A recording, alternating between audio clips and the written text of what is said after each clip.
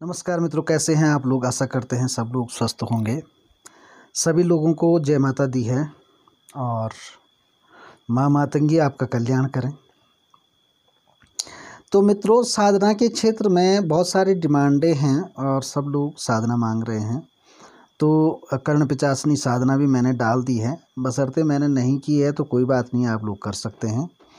गुरु मान कर के आप किसी को भी करें, कोई दिक्कत नहीं है, और मुझे भी मानते हैं तो कोई आपत्ति मुझे नहीं है। तो आप कर सकते हैं और करें। आपको जो है जो भी साधना मैं दे दूंगा, अगर आपने उसको किया तो 100% आपको सफलता मिलेगी, इसकी गारंटी मैं देता हूँ। ठीक है, इतना मुझे अपने पर, अपने गुरु पर और अपने इष्ट देवी देवताओं पर पूरा भरोसा है ना। तो चलिए, आज मैं आपको देने जा रहा हूँ वास्तविक साधना। वास्तविक का मतलब ये है कि जो आपको 100% फलित होगी ही होगी और आपको प्रत्यक्ष दर्शन होंगे ही होंगे। ठीक है ना, ऐसी साधना मैं दे रहा हूँ। तो इसमें साधना ये अष्टलक्ष्मी की साधना है और अष्टलक्ष्मी साधना के तहत इसमें होता ये है कि माँ कमला या माँ लक्ष्मी स्वयं नहीं आती हैं, लेकिन अपने प्रतिरूप में जो है किसी धनदा लक्ष्मी को भेज देती है। लेकिन हमारे लिए तो दोनों ही जो है, चाहे वो हैं चाहे उनका रूप है ना, जो भी है तो माता हैं। तो माता मानकर आपको ये साधना करनी है। बहुत ही अच्छी साधना है। अगर जो भी व्यक्ति इस साधना को करेगा, सबसे बड़ी बात तो इसमें ये है कि आपको कभी धन दौलत की कोई कमी ही नहीं होगी। और वो कैसे नहीं होगी, जब आपको जो है संतोष आ जाएगा तो आपके पास अगर 500 भी आएंगे तो भी आपका परिवार बहुत अच्छे से चल पाएगा। ठीक है, आपकी सारी समस्याएं दूर हो जाएंगी, अष्ट सिद्धि आपको प्राप्त हो जाएगी। अब इसके बारे में मैं जितना भी कहूँ, मेरे पास उतने शब्द भी कम हैं, क्योंकि ये साधना मैंने खुद करी हुई है। और अपने घर में बैठकर, अपने कमरे में बैठकर आप इस साधना को कर सकते हैं। फ़र्क इतना है कि वहीं आपको सोना है और वहीं पर आपको जो है साधना करनी है और ज़मीन पर शयन करना है।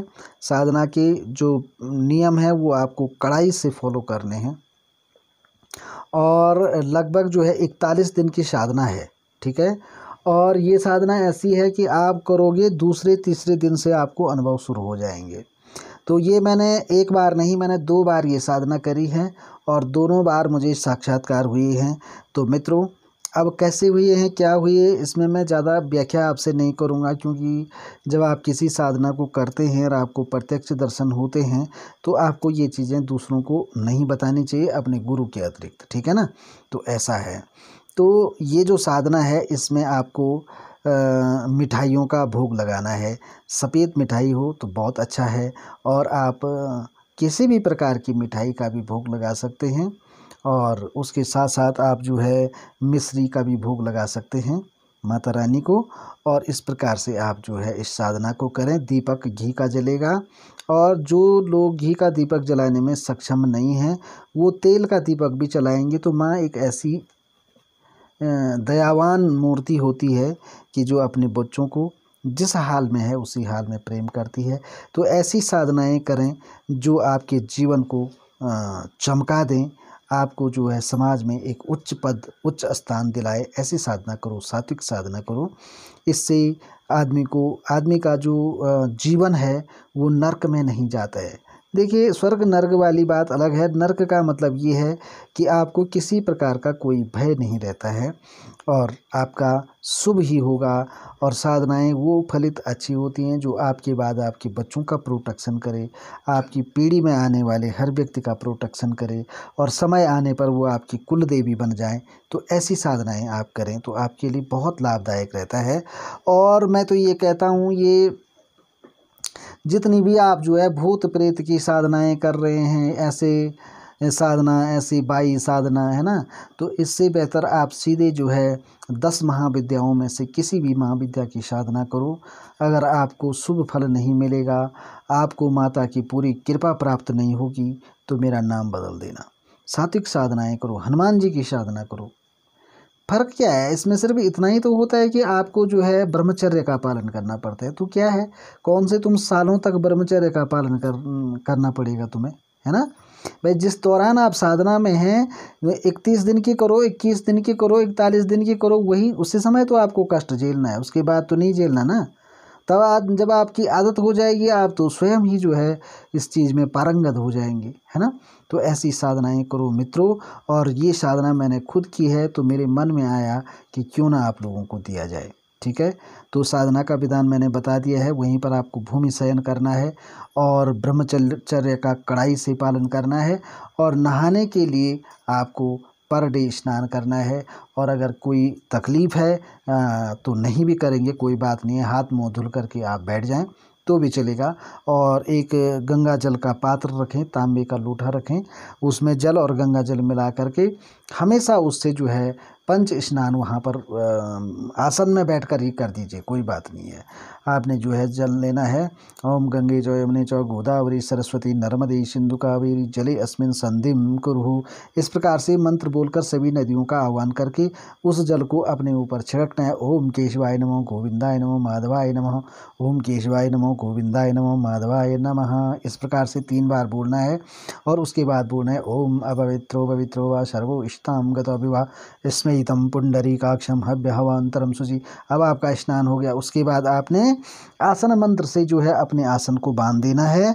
और उसके बाद आपने जितने भी आपके पास अच्छे से जो है सुरक्षा मंत्र हैं, तो आप कोई सुरक्षा मंत्र कर लें।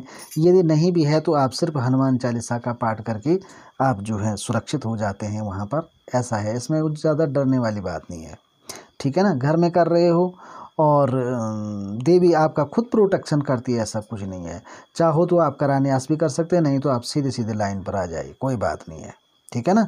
और भोग प्रसाद वगैरह वगैरह आप चढ़ा देंगे, धूप चढ़ा देंगे, इत्र वगैरह अगर आपके पास है तो उसको छिड़कें। गुलाब का फूल है तो नित्य आप एक एक पुष्प जो है गुलाब की भी माता को समर्पित करें। ठीक है ना, ये साधना का विधान है। अब आपको इस मंत्र की जो है 3 मालाएं, ज़्यादा नहीं, सिर्फ 3 माला सुबह, 3 माला शाम करनी है आपको। इतने से आपका काम हो जाएगा। ठीक है।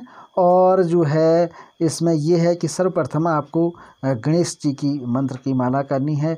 और गणेश मंत्र मैं आप लोगों को दे चुका हूँ यूट्यूब चैनल पर, तो आप उस मंत्र की एक माला करेंगे। उसके बाद आप भगवान शंकर की भी एक माला जाप करेंगे।